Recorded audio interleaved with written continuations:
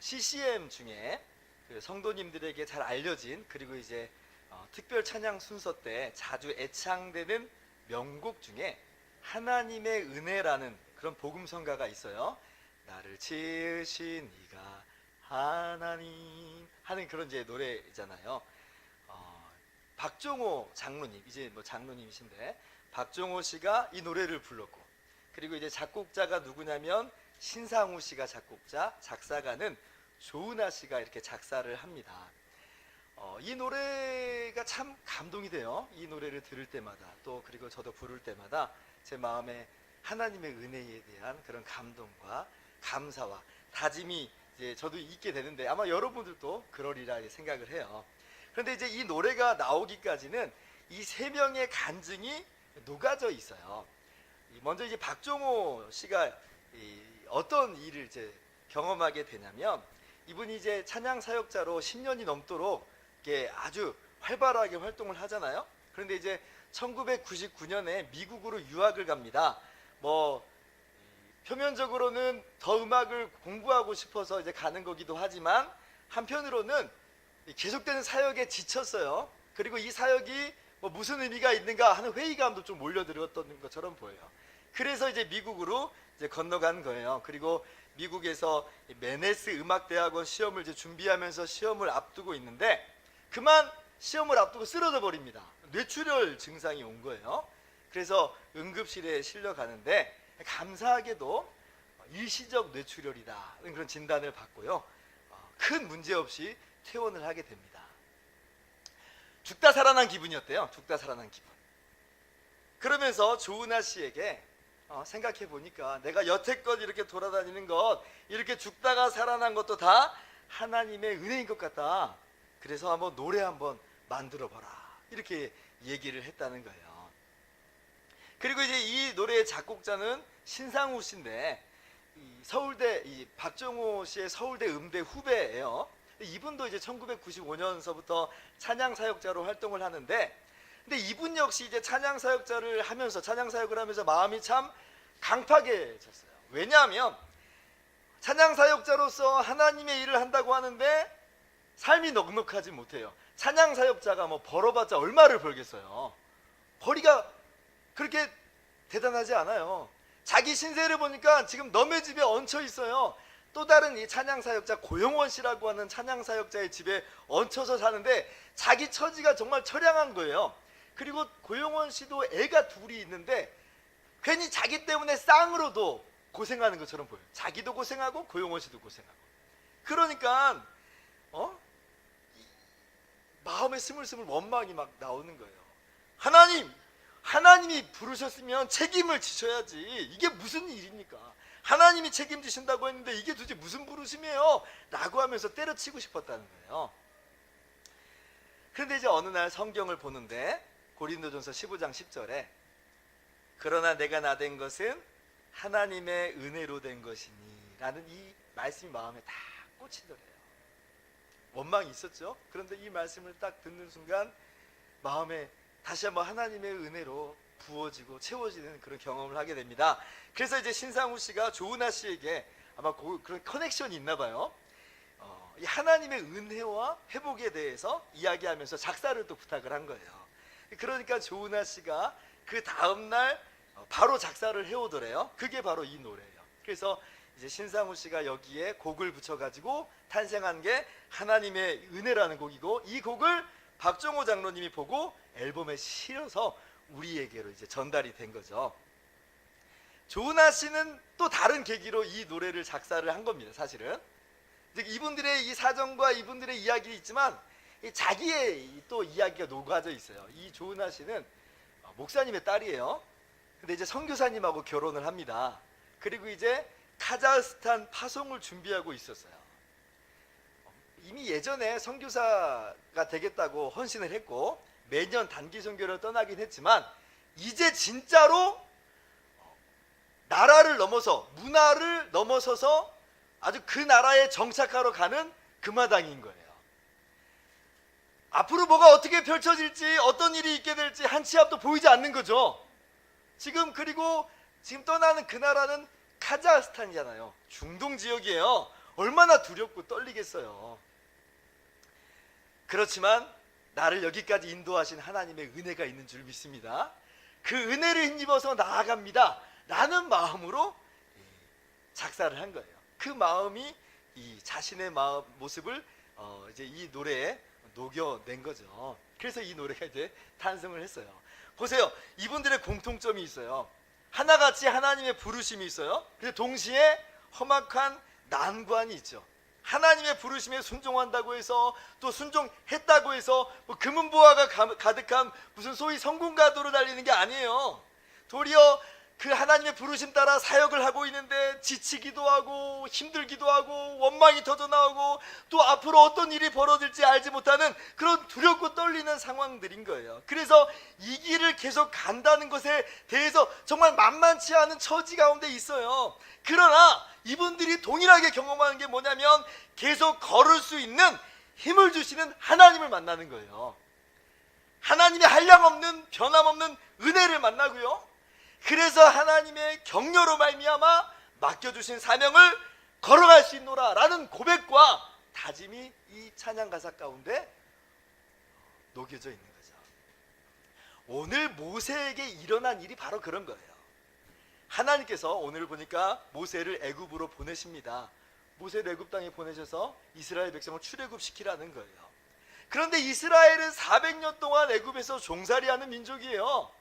그리고 40년 전에 모세가 어떤 일을 이뤘냐면 이스라엘을 위해서 뭔가 해보겠다고 나섰지만 도리어 애굽에서 살인을 저지르고 도망쳐 나온 신세예요.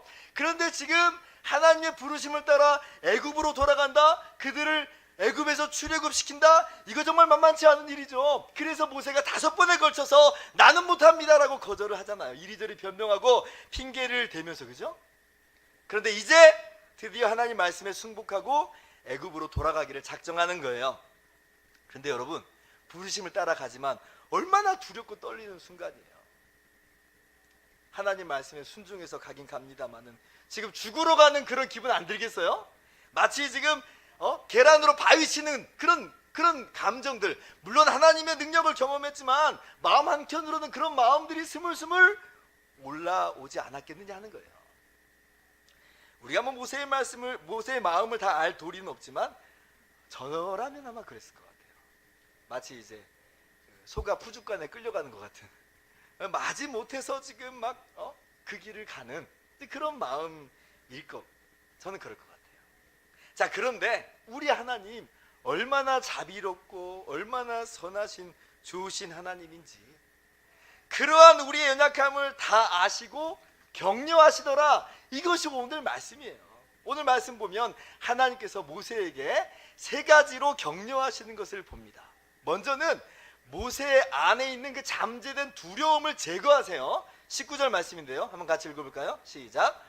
여호와께서 미디안에서 모세에게 이르시되 애굽으로 돌아가라, 내 목숨을 노리던 자가 다 죽었느니라.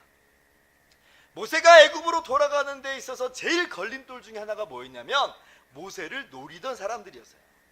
40년 전 이야기지만 모세가 이스라엘을 위한답시고 애굽 사람을 죽였을 때 그 사실을 애굽 왕 바로가 알아요.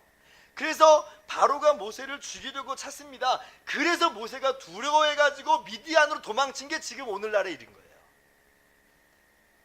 지금 모세가 다시 애굽으로 돌아가는데 그곳은 어떤 곳이냐면 애굽 왕 바로가 다스린 나라예요. 애굽으로 돌아가는 그 발걸음이 이게 쉽게 떨어지겠어요? 쉽지 않을 거예요. 그런데 하나님께서 친절하게 말씀하시는 거예요. 애굽 왕 바로가 죽었다는 거예요. 내 목숨을 노리던 자가 다 죽었다는 거예요. 여러분, 이게 지금은 뭐 대수롭지 않은 것처럼 여겨지지만 그 당시는 그렇지 않죠. 애굽하고 지금 모세가 있는 미디안 광야는 상당히 먼 거리로 떨어져 있어요. 이스라엘이 나중에 출애굽해가지고 시내산에 도착하는데 석 달이 걸립니다. 느릿느릿 걸었기 때문에 더 걸리기도 했지만 상당히 긴 거리라는 거예요. 그런데 미디안 광야는 그 시내산을 넘어가야 되는 곳이에요. 엄청난 거리예요. 당시에 무슨 TV가 있어요, 인터넷이 있어요, 스마트폰이 있어요. 애굽의 소식을 어떻게 알 도리가 없잖아요. 그런데 하나님이 모세에게 긴급 속보를 알려주신 거예요. 모세의 목숨을 노리던 자가 다 죽었다. 여러분, 이 소식을 모세가 들었을 때 얼마나 안심이 됐겠어요.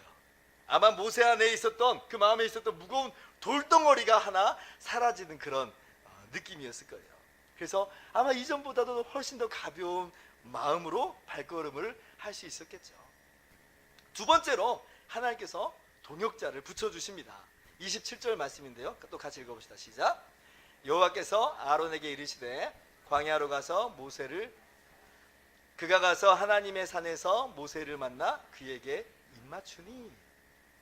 일전에 모세가 하나님의 부르심을 거절할 때 그 이유 중에 하나가 뭐냐면, 나는 입이 뻣뻣하고 혀가 둔한 자입니다, 나는 말주변이 없습니다, 이러면서 거절을 했어요. 근데 그때 하나님께서 약속해 주셨죠. 아론을 보내주겠다, 그가 대언자가 돼서 너와 함께 사역할 것이다, 그렇게 이야기를 하셨어요. 자, 그런데 하나님이 그렇게 말씀만 하시고 잊어버렸다든지 아무 일도 안 일어났다든지 그런 게 아니고요, 정말 아론이 애굽으로 돌아가고 있는 그 모세를 만나러 온 거예요. 모세가 기별해서 어디서 만나자고 해서 온 게 아니고요, 정말 기약 없이 어떻게 보면 모세가 애굽으로 돌아가고 있는데 아론이 모세를 찾으러 나와서 만나요. 여러분, 광야에서 이게 어디서 만난 줄 알고 나오는 거예요. 그런데 이 아론에게 하나님께서 말씀하시죠. 가서 모세를 맞으라. 그러니까 아론이 그 말씀 듣고 광야를 가서 모세를 만나는 거예요. 기가 막힌 만남이 있어요. 딱 가니까 모세하고 아론하고 만나는 거예요. 하나님이 하신 거죠. 하나님이 하신 거예요. 동역자가 온 것이 하나님의 정말 멋진 격려가 됐을 거예요. 그러나 그것보다 더 격려가 되는 건 뭐냐면, 이 동역자를 보내주시겠다고 약속하신 그 말씀이 정말 이루어지는 현장을 봐요. 이 말은 무슨 말이에요? 모세가 무슨 생각을 하겠어요? 아, 정말 하나님이 함께 하시는구나. 하나님이 약속하신 이 말씀이, 아론이 정말 온 거 보니까 다른 약속의 말씀들도 이루어지겠구나. 하나님이 나를 통해서 이스라엘을 출애굽시키신다고 했는데 정말 그 말씀도 이루어지겠구나. 이 사건 통해서 아마 모세가 깨닫지 않았을까요? 모세 안에 격려가 됐겠죠. 힘이 생겼을 거예요. 얼마나 친절하신 하나님인지 확신을 주시는 하나님의 위로와 격려를 말씀을 통해서 우리가 보게 되는 거예요. 세 번째로, 그래서 애굽으로 가서 모세가 먼저 이스라엘 장로들을 만나죠. 그리고 하나님께서 이때에도 모세를 격려하시는데 장로들로 하여금 모세의 말을 믿도록 인도하십니다.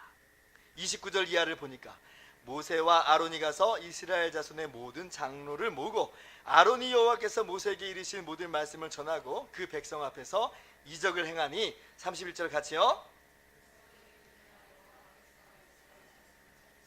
그들의 고난을 살피셨다 함을 듣고 머리 숙여 경배하였더라. 아멘. 모세가 사실 또 걱정했던 것 중에 하나가 있어요. 뭐냐면, 지금 내가 하나님 말씀에 순종해서 가는데 이스라엘 자손들이 내 말을 들을까? 이스라엘 사람들이 믿어줄까? 그런 걱정과 그런 염려가 있었죠. 이게 모세에게 있었던 트라우마 같은 거예요. 아까도 이야기했듯이 40년 전에 애굽에서 이스라엘을 위해서 뭔가 해보려고 했을 때에, 그때 도리어 이스라엘 자손이 뭐라고 말했냐면, 누가 너를 우리를 다스린 자와 재판관으로 삼았느냐? 내가 애굽 사람을 죽인 것처럼 나도 죽이려느냐? 그랬거든요. 모세는 한다고 했는데 이스라엘 자손이 거절한 거예요. 알아주질 않은 거예요.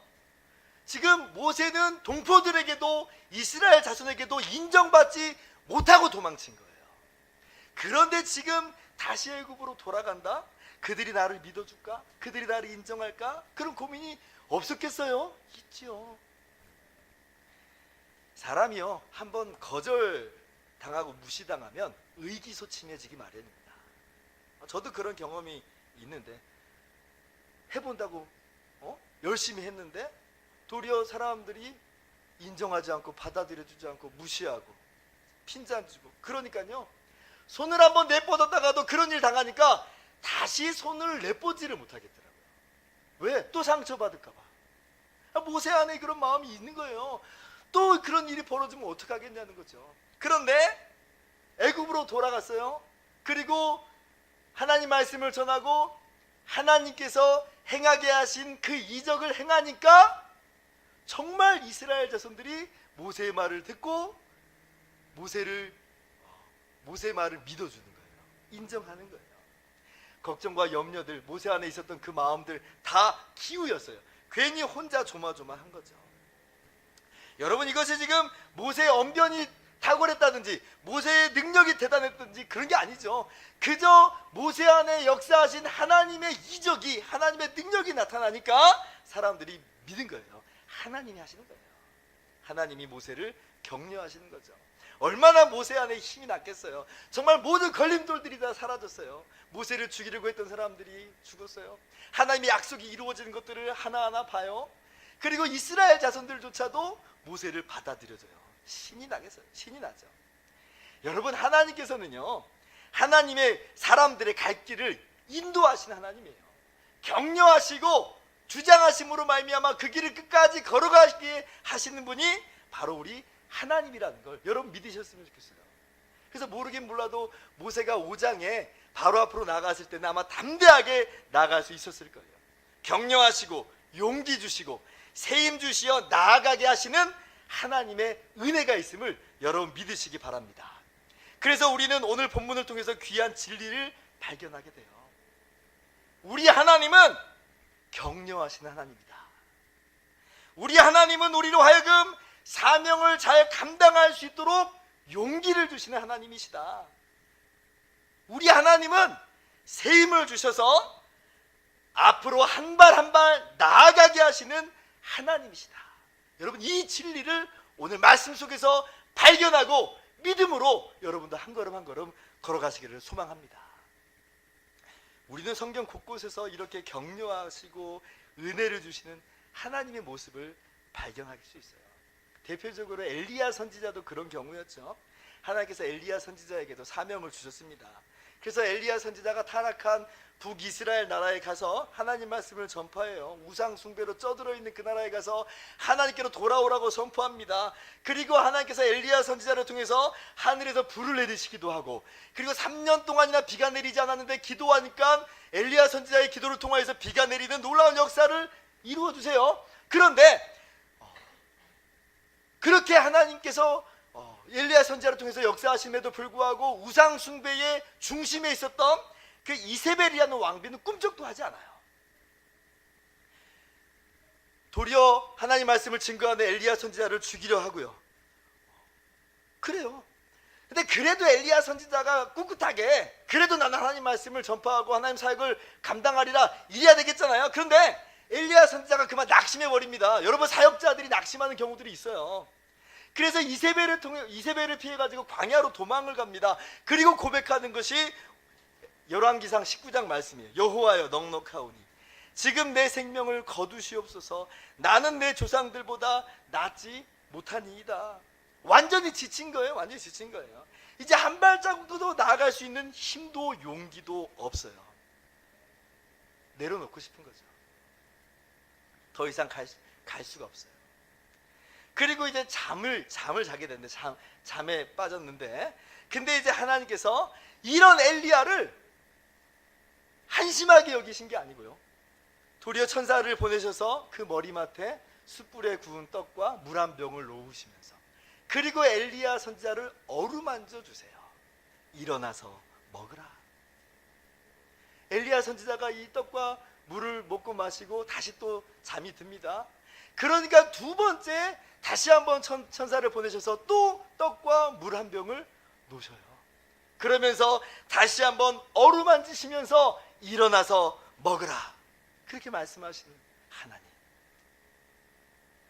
하나님의 사람들 끝까지 그 길을 걸어갈 수 있도록 격려하시고 힘주시고 용기 주시는 하나님, 바로 그분이 오늘 본문의 모세에게 나타나시는 하나님이에요.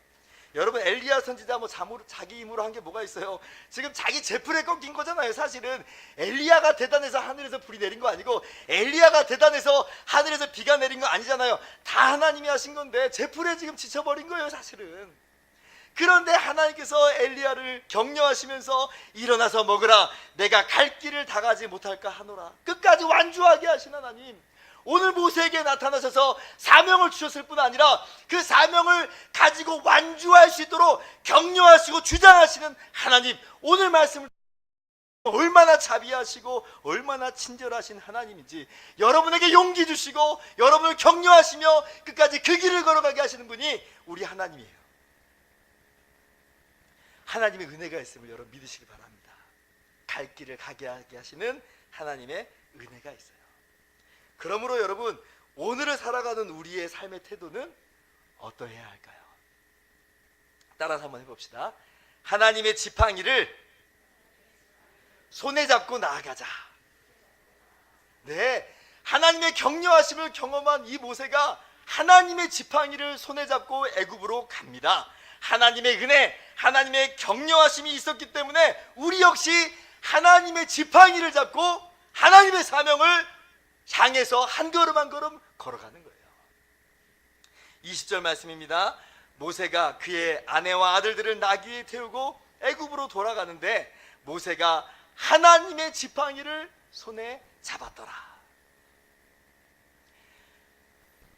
출애굽기 앞부분을 안 읽어본 사람이라면 하나님께서 모세에게 무슨 대단한 지팡이를 주셨나? 그렇게 생각할 수도 있는데 그게 아니죠. 이 지팡이는요, 모세가 지금까지 방금까지도 들판에서 양떼를 쳤던 아주 평범하기 그지없는 그 지팡이에요. 그런데 하나님께서 모세를 만나 주셔서 이 지팡이를 가지고 뱀이 되게 하는 기적을 행하시죠. 그때부터 이 모세의 지팡이는 이제 모세의 지팡이가 아니에요. 눈에 보기에는 평범한 지팡이지만 하나님의 손에 붙들린 하나님의 지팡이가 된 거예요. 그래서 모세가 이 지팡이를 손에 잡고 길을 나섰다는 것은 무엇을 의미하냐면, 자신은 여전히 보잘것없고 여전히 부족하기 짝이 없지만 나는 나를 의지하는 것이 아니라 역사하시는 하나님을 의지하면서 나아간다는 그런 의미예요. 하나님이 하실 거야 라는 이 믿음으로 나아가는 거죠. 모세의 지팡이가 무슨 특별한 재질로 만들어진 거 아니잖아요. 다른 사람들도 다 하나쯤 가지고 있는 평범한 지팡이에요. 그러나 제 아무리 평범한 지팡이라도 하나님의 손에 붙들리면 하나님은 그 지팡이를 통해서 놀라운 일을 행하시는 거죠. 모세가 그 지팡이를 가지고 나아가고 있어요. 그리고 그렇게 모세가 그 지팡이를 들고 애굽 왕 바로 앞에 섰을 때에 지팡이가 뱀으로 변하는 것은 기본이고요. 지팡이로 나일강을 치니까 그 물이 다 피로 변하고, 지팡이를 잡고 강 위에 발을 펴니까 개구리들이 막 다 올라오고, 지팡이로 티끌을 치니까 그 티끌이 이가 돼서 애굽 사람들에게 오르고요. 지팡이를 향해서 하늘을 향해 드니까 천둥과 번개와 우박이 쏟아지고 메뚜기 떼가 몰려들고, 그리고 지팡이로 홍해 위에 내밀 때에 홍해가 갈라지는 역사가 일어나요. 지팡이의 힘이겠어요? 아니죠. 이 평범한 지팡이를 들어서 기적을 이루시는 하나님의 능력이에요. 다시 말하면 이 지팡이는 모세 자신과도 같아요.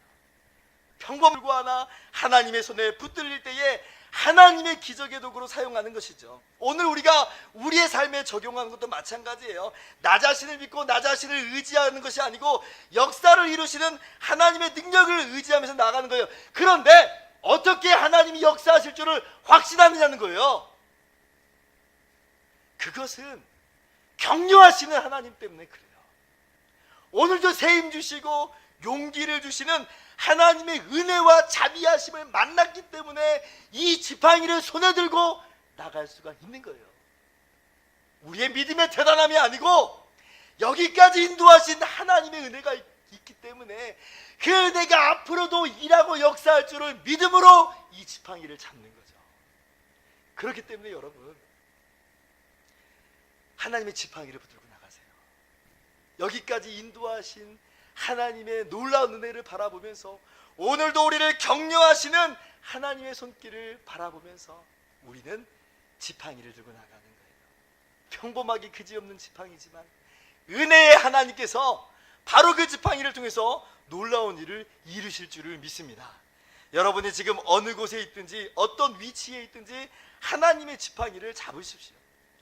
여러분의 상황과 처지가 어떠하든지 어느 때든지 하나님의 지팡이를 잡으십시오. 하나님의 선하심과 하나님의 능력이 여러분을 통해서 나타나고 하나님의 놀라운 일이 여러분을 통해서 이루어짐으로 하나님이 친히 영광 받으실 줄을 믿습니다. 말씀을 마치도록 하겠습니다. 하나님은 우리를 위로하시고 격려하시며 새 힘을 주시는 하나님이에요. 보잘것없는 평범하기 그지없는 우리를 하나님의 지팡이로 사용하시는 하나님이에요. 그러므로 여러분, 하나님의 지팡이를 손에 잡고 하나님을 의지하고 신뢰하면서 나아가십시오. 이제껏 역사하셨던 하나님의 은혜를 바라보고 무엇보다도 그리스도 예수의 십자가로 말미암는 그 놀라운 은혜를 마음속 깊이 새기면서 이 하나님이 오늘도 역사하실 거라는 그런 믿음으로 힘차게 한 걸음을 내딛는 저와 여러분 모두가 되기를 주님의 이름으로 축원합니다. 우리 함께 찬양하고 기도하는 시간을 갖도록 하겠습니다. 나를 지으신 이가 하나님, 나를 부르신 이가 하나님, 나를 보내신 이도 하나님, 나의 나 된 것은 다 하나님 은혜라. 하나님께서 그리스도의 십자가의 피로 여러분을 구속해 내셨습니다. 그리고 은혜 위에 은혜를 더하셔서 지금까지도 여러분의 삶을 만지셨고 인도하고 계세요. 여러분, 그 믿음으로 나아갑시다. 우리 함께 찬양합니다.